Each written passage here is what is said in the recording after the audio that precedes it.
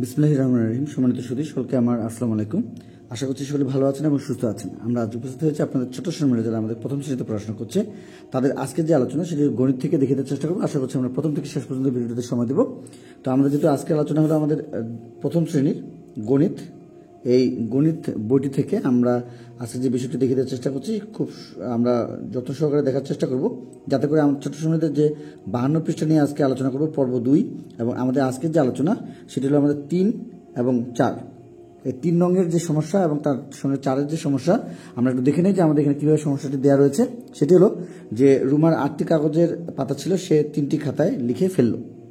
তার কয়টি কাগজের পাতা লেখার বাকি রইল, এই ধরনের একটি বিষয় রয়েছে। এবং 4 রয়েছে, একটি শ্রেণীকক্ষে 9 জন ছাত্রছাত্রী বসে আছে, তাদের মধ্যে 5 জন ছাত্রী, শ্রেণীকক্ষে কতজন ছাত্র আছে। তাহলে আমরা 3 নম্বরের যে সমস্যাটি সেটি আমরা গাণিতিক বাক্যে দেখে দেওয়ার চেষ্টা করবো। আমরা কথা দিয়ে আজকে শিখে দেওয়ার চেষ্টা করবো না, আমরা সরাসরি কীভাবে গাণিতিক বাক্যে আমরা আমাদের ছোট শ্রেণীদের শেখাতে পারি তার জন্য আজকে আলোচনা। তো যেটা আমাদের প্রশ্ন বলেছিল যে 8টি কাগজের পাতা ছিল, তাহলে 8টি দিয়ে দিলাম। এবং যেটি বলেছে যে সে 3টি পাতা লিখে ফেললো, যদি লিখে ফেললো সেক্ষেত্রে আমরা যে কাজটি করবো সে অবশ্যই সেটি আমাদের বিয়োগ হবে।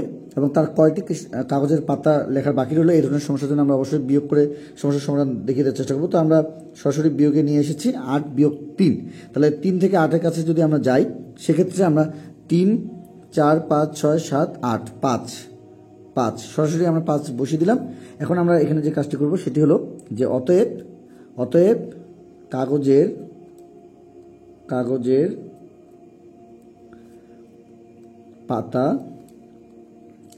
পাতা লেখার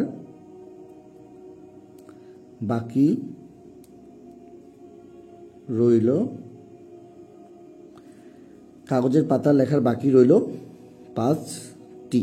শেষ, আমাদের সমস্যার সমাধান হয়েছে।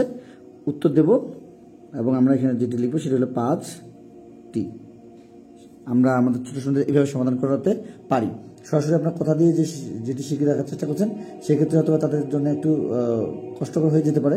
অনেক শিক্ষার্থীদের এই ধরনের সমস্যা হয়ে থাকে, তাই আমরা বর্তমান সময়ে যে নতুন ধারাবাহিক যে মূল্যায়ন সেই বিষয়গুলোর উপরে আমরা এবং আমাদের ছোট শ্রেণীদের যে নতুন আমাদের কারিকুলাম বা এই ধরনের বিষয়গুলোকে আমরা সেখান থেকে আমরা আপনাদের সামনে দেখে দেওয়ার চেষ্টা করছি নতুনভাবে, যাতে করে আপনারা আপনাদের ছোট শ্রেণীদের সুন্দরভাবে এক বাক্যে একটি খুব সহজ আলোচনার মাধ্যমে তাদেরকে শেখাতে পারেন। তো যাবো আমাদের 4 নম্বরের যে সমস্যাটি সেখানে। তো তার 4 নম্বরের যে সমস্যাটি সেটি আমরা একটু দেখে নেই।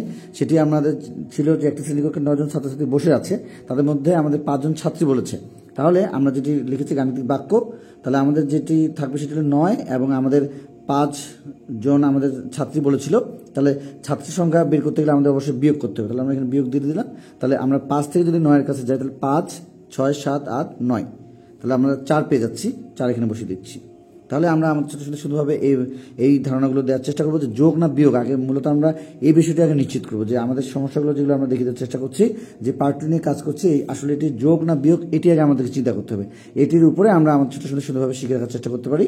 তাহলে এখানে 4 পেলাম। তাহলে আমাদের যেটি বলেছে শ্রেণীকক্ষে কতজন ছাত্র আছে, তাহলে আমরা এখানে অতএব দিয়ে দিচ্ছি। অতএব শ্রেণীকক্ষে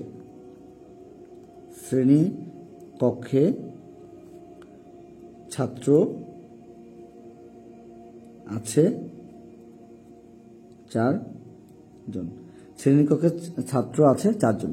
এখন আমরা যে কাজটি করবো সেটি হলো উত্তর দিয়ে দেব। উত্তর 4 জন। তাহলে আমরা এইভাবে আমাদের ছোটো ছোটো সুন্দরভাবে শিখে রাখার চেষ্টা করবো। আমরা আজকে দেখে দেওয়ার চেষ্টা করছিলাম যারা আমাদের প্রথম শ্রেণীতে পড়াশোনা করছে তাদের গণিত বই থেকে 52 পৃষ্ঠা থেকে আমরা সরাসরি গাণিতিক বাক্যের প্রয়োগ দেখে দেওয়ার চেষ্টা করেছি। তো আমরা যদি আমাদের ছোটো শ্রেণীতে এইভাবে শেখানোর চেষ্টা করি তাহলে অবশ্যই তারা খুব সুন্দরভাবে তারা যোগ না বিয়োগ এই ধারণাটি আগে নিশ্চিত করবে, তারপরে তারা এইভাবে শিখে রাখার পাশাপাশি যদি আপনি সরাসরি যে কাজটি করতে পারেন যে আমরা যদি এই বিষয়গুলো যদি সরাসরি আরও কথার দিয়েও শেখাতে চাই পরবর্তীতে, তারা সেটি পারবে। তো আজকে এই পর্যন্ত সকলে সুস্বাস্থ্য কামনা করে আপনাদের ছোটো শ্রেণীদের সুস্বাস্থ্য কামনা করে আজকের মধ্যে বিদায় নিচ্ছি। খোদা হাফেজ।